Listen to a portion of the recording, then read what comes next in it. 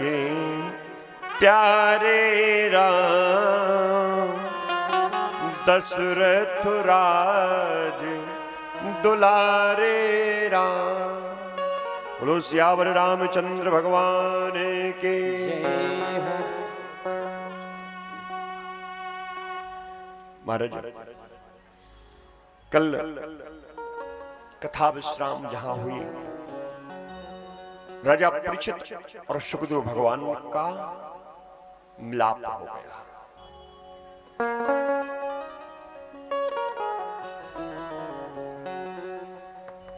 प्रश्न किया था,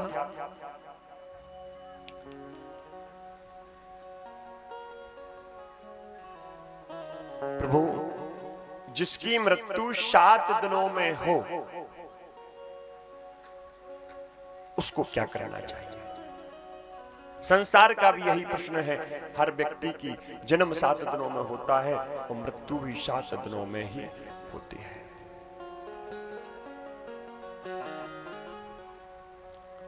बोले थे कि श्वास श्वास पर कृष्ण भजे, वृथा श्वास जिन्हें खोए, और ना जाने या श्वास को आवने होए ना होए। श्वास श्वास पर कृष्ण भजे, वृथा श्वास जिन्हें खोए। व्यक्ति को चलते बैठते उठते सोते जागते जब मन हो तब भगवान का भजन करो, बिना नियम के।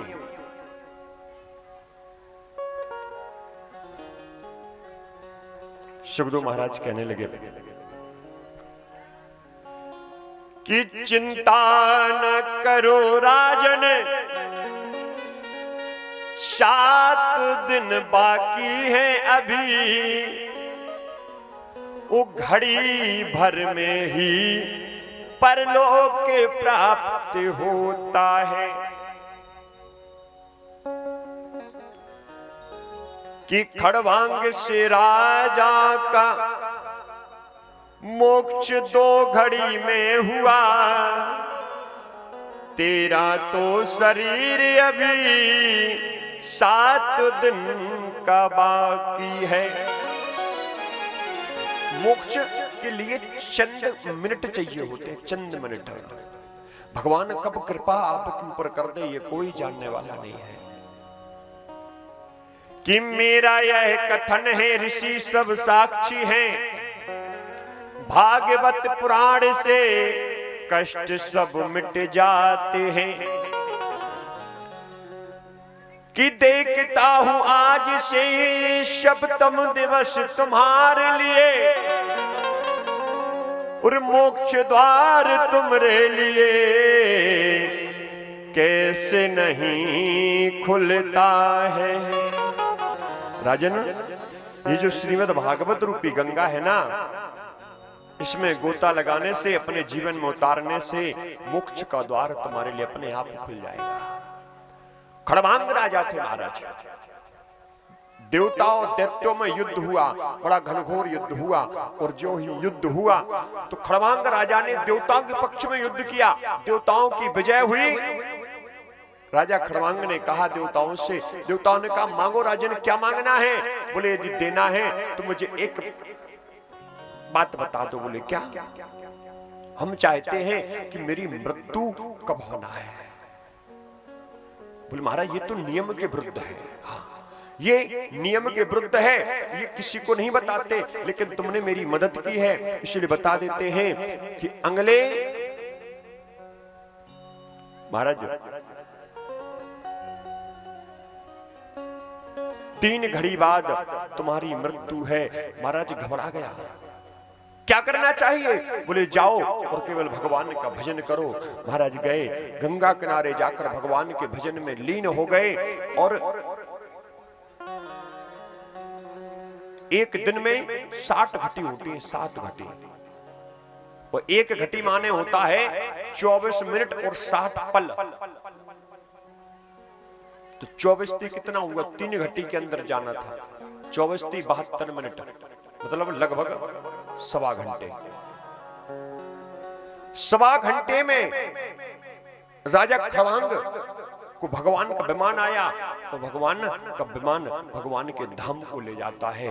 बोले इसलिए तुम्हारा तो अभी शरीर 7 दिन का बाकी है, चिंता मत करो राजन।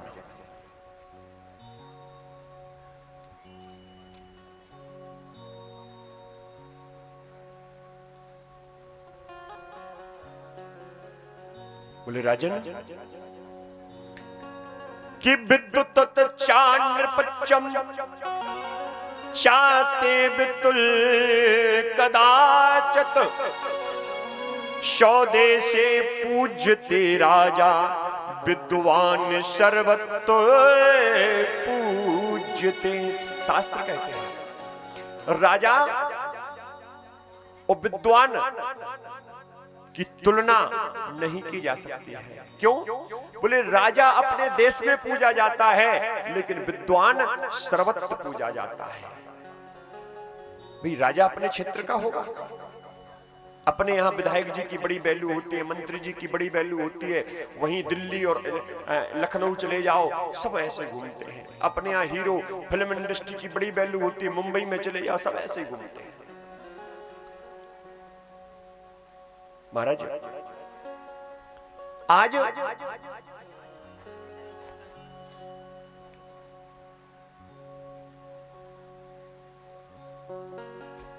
वेद व्यास जी व्यासानंद शुक्र भगवान कहने लगे राजन कि करे से कर में करहो विधि नाना और मन राखो जहां कृपा निधाना। व्यक्ति को कर्म करते रहना चाहिए। और कौन सा? सत्कर्म। महाराज बोले प्रभु मन को गोविंद के चरणों में कैसे लगाएं? ये मन बड़ा चंचल है, कैसे तेरा भजन करूं? भजन करने बैठते हैं तो दुनिया की बातें याद आने लगती है। प्रभु मन को गोविंद के चरणों में कैसे लगाएं? सुखदेव जी कहने राजन यदि मन को भगवान के चरणों में लगाना है तो कुछ नियम करने होते हैं। कौन कौन से नियम है? बोले जीतासनो जित श्वासो जित संगो जितेन्द्रिया स्थूले भगवते रूपे मना संध्याएन्द्रिया। यदि मन को जीतना है, मन को बस में करना है तो पहले आसन को जीतो। एक आसन पर बैठकर आप कितने समय भजन कर सकते हो? आसन को जीतो। प्रातः जल्दी उठो, प्राणायाम करो, संग जीतो, इंद्रियों को जीतो। संग जीतना कि जब तक मन जीतो नहीं तेरी सभा जीते नहीं होए, और जो मन जीतो आपनो दुनिया बस में होए। संग जीतो। क्यों? अच्छे लोगों का साथ करोगे तो जीवन अच्छा होगा। गलत लोगों का साथ करोगे तो महाराज कभी ना कभी फंस जाओगे। जैसे उदाहरण के लिए बताऊं, कहीं जुआ खेला जा रहा हो और कोई बच्चा जुआ ना खेलता हो, कोई व्यक्ति जुआ ना खेलता हो, लेकिन वहां पर खड़ा हो जाए, पुलिस आएगी, सब भाग जाएंगे, वो नहीं भागेगा, वो हमको खेल रहे थे, लेकिन वो पुलिस छोड़ेगी नहीं, ले जाएगी आपको। क्यों? क्योंकि आप गलत जगह खड़े थे। शराब जहां बिकती हो और वहां शराब की दुकान में बैठ के आप बोतल में दूध भर के पियो, कौन मानेगा कि दूध पी रहे थे? सब यही कहेंगे महाराज झूठ बोल रहा है, शराबी पी रहा होगा। क्यों? क्योंकि आप गलत जगह ही खड़े हो। संगति का जीवन में बड़ा फर्क होता है। संग जीतो, इंद्रियों को जीतो। विश्वामित्र जी ने 60,000 वर्ष तक तपस्या की, और एक मेनका नाम की अप्सरा आई और 60,000 वर्ष की तपस्या को महाराज नष्ट कर दिया। महाराज इसलिए आसन जीतो, संग जीतो, इंद्रियों को जीतो। क्यों? संग करना है तो संतों का करो, विद्वानों का करो। गलत व्यक्ति का कभी संग नहीं करना चाहिए। कि सत्संग की आधी घड़ी सुमिरन बरस 50, बरसा बरसे एक घड़ी अरहत फिरे 12 मास। तात्पर्य, सत्संग की आधी घड़ी सुमिरन बरस 50। सत्संग आपको कौन सी बात आप अपने जीवन में उतार लो, वो आपके जीवन में उतर गई, कब आपका जीवन सुधर गया ये कोई पता नहीं। किसकी बात आपको जीवन में अच्छी लगी।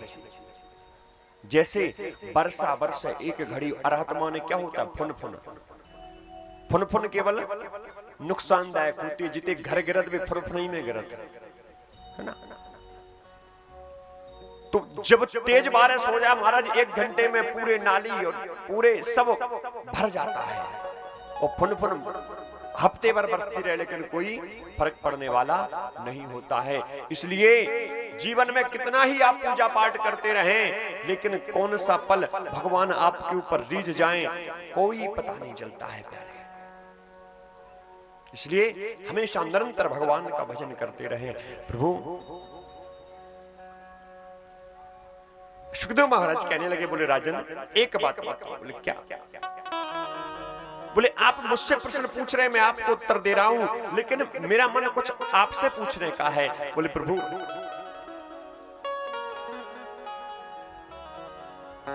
मैं क्या बता सकता हूं? बोले नहीं, मैं जो पूछ रहा हूं उसका अपने बुद्धि के अनुसार उत्तर देना। अच्छा, आप सबके भी ये मन में प्रश्न होते होंगे, है ना? पहला प्रश्न, बोले महाराज आपके हिसाब से राजन भगवान किसे जल्दी मिलते होंगे? बोले महाराज सुबह सुबह जो 4 बजे उठकर नहाता हो भगवानों से मिलते होंगे। बोले यदि भगवान नहाने वाले को मिलते तो कोल भील तो बरसों नहीं महीनों नहीं नहाते थे। हाँ, उन्हें भगवान कैसे मिले?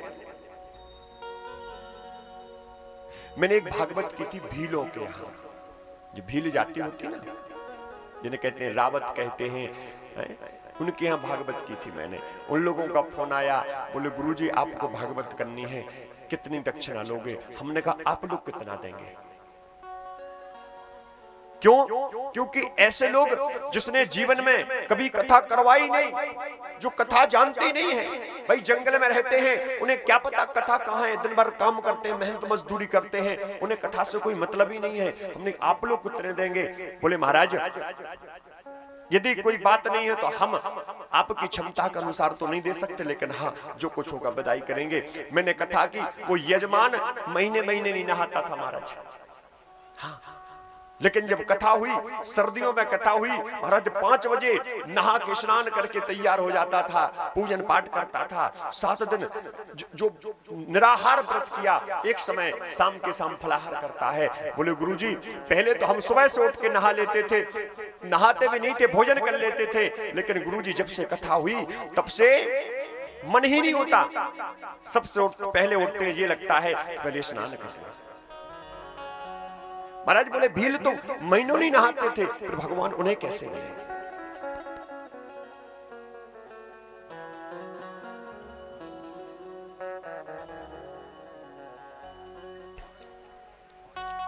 महाराज तो बोले भगवान उम्र को देखते होंगे, जिसकी उम्र बड़ी हो गई होगी, हजारों वर्ष जिसने तपस्या कर रखी होगी, भगवान उनसे मिलते होंगे? बोले नहीं।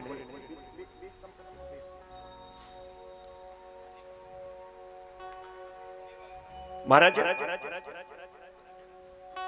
बोले यदि भगवान उम्र को देखते तो भगवान ध्रुव और प्रहलाद को कैसे मिलते? ध्रुव और प्रहलाद तो छोटे छोटे थे, भगवान ध्रुव और प्रहलाद को कैसे मिले? तो बोले भगवान पर इंसानों को मिलते होंगे? नहीं। बोले यदि भगवान इंसानों को मिलते तो महाराज गजेंद्र गजराज तो जानवर था, हाथी था, भगवान उसे कैसे मिले? तो बोले भगवान विद्वानों को मिलते होंगे, जिसमें ज्ञान होगा उसे भगवान मिलते। बोले नहीं, भगवान विद्वानों को भी नहीं मिलते। क्यों? बोले यदि भगवान विद्वानों को मिलते तो सबरी कौन सी विद्वान थी? सबरी को भगवान क्यों मिले? तो बोले भगवान जाति को देखते होंगे। बोले जाति भगवान नहीं देखते, ये इंसान देखता है जाति। भगवान की नजर में सब एक है। यदि भगवान जाति को देखते तो सबरी को भगवान कभी ना मिलते। बोले फिर भगवान किसे मिलते हैं? तो बोले भगवान सुंदर लोगों को मिलते होंगे, जो सुंदर होता होगा भगवान उसे मिलते होंगे। बोले नहीं, यदि भगवान सुंदर लोगों को मिलते ना तो कुब्जा तो 3 जगह से टेढ़ी थी। जब भगवान मिले उसके बाद सुंदर हुई। तो फिर बोले भगवान, बोले पद वालों को मिलते होंगे, राजा महाराजा मंत्री संतरी, इन्हें भगवान मिलते होंगे। बोले यदि भगवान उन्हें मिलते, राजा महाराजा मंत्रियों को, तो विदुर जी जब तक मंत्री रहे तब तक भगवान उनके घर नहीं गए। और जब मंत्री पद से इस्तीफा दे दिया, त्याग कर दिया, तब भगवान पद के घर पे पहुंच गए। फिर बोले न जाने कौन से गुण पर दयानिधि रीझ जाते हैं।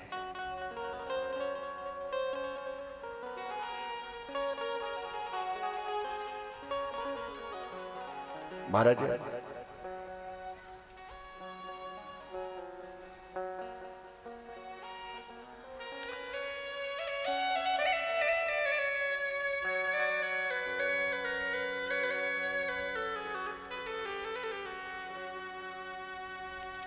न जाने कौन से गुण पर दयानिधि रीझ जाते हैं।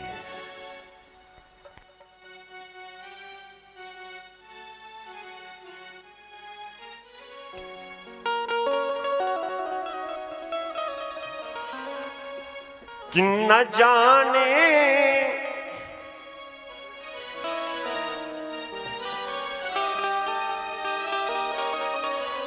महाराज कहने लगे भगवान किस गुण पर रिझाएं, कोई पता नहीं हमारे।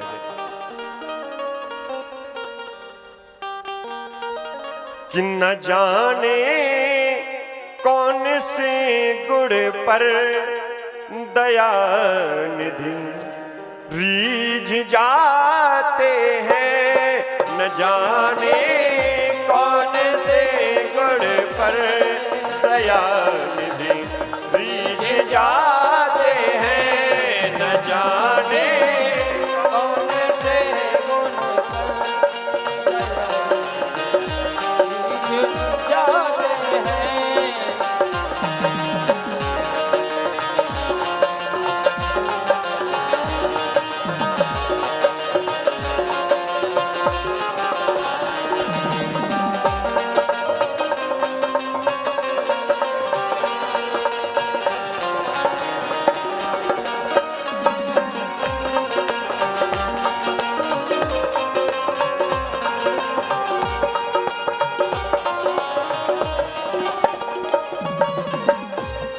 हैं। न जाने कौन से गुण पर, न जाने कौन से गुण पर दयानिधि रीझ जाते हैं। न जाने कौन से गुण पर दयानिधि रीझ जाते हैं।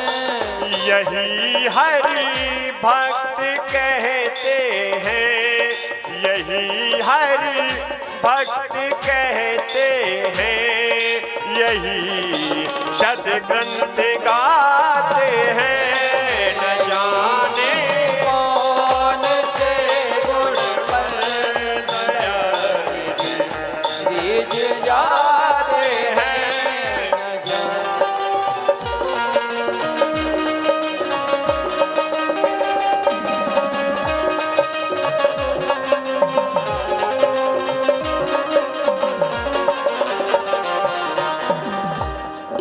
न जाने कौन से गुण पर, न जाने कौन से गुण पर दयानिधि रीझ जाते हैं। न जाने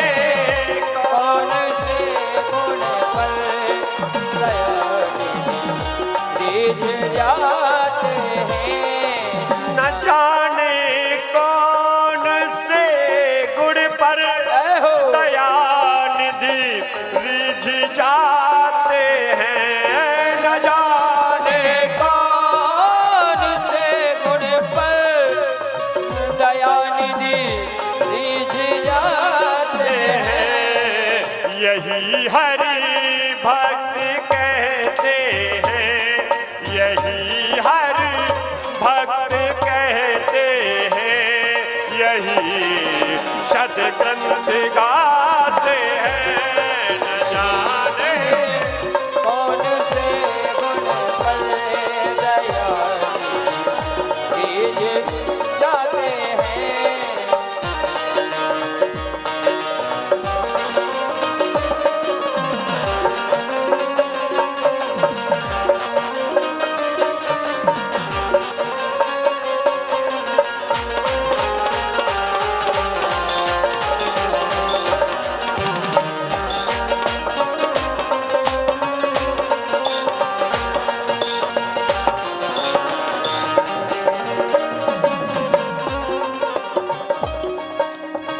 कि नहीं स्वीकार करते हैं निमंत्रण नृप दुर्योधन का, नहीं स्वीकार करते हैं निमंत्रण दुर्योधन का, नहीं स्वीकार करते हैं निमंत्रण नृप दुर्योधन का, और विदुर के द्वार जा करके, विदुर के द्वार जा करके भोग छिलकों का लगाते हैं।